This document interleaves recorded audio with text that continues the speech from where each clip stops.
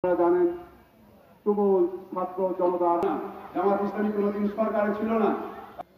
এই বক্সিগঞ্জের একটি স্বেচ্ছাসেবী সংগঠন সেদিন আমি সেই 80 দশকে কাজেই এই শীতার্থ মানুষ অসংখ্য মানুষ এখনো আছে। প্রায় 2000-এর মতো লোক শহীদ হয়েছে। সংস্থা জামাত ইসলামের উপর আস্থা রেখে জামাত ইসলামী যাদের অনুপ্রেরণায়, যাদের প্রচেষ্টায় আমার ব্যক্তিগত জামাত ইসলামী বক্সিগঞ্জ উপজেলা শাখার উদ্যোগে আয়োজিত আজকের এই শীতবস্ত্র বিতরণ। তোমরা আবার সে প্রার্থনা করো, আমি তোমাদের দোয়া কবুল ও মঞ্জুর করব।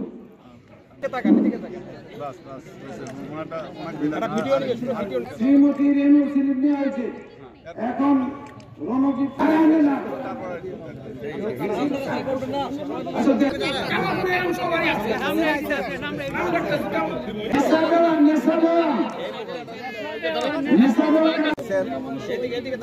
নাজির হোসেন আসেন।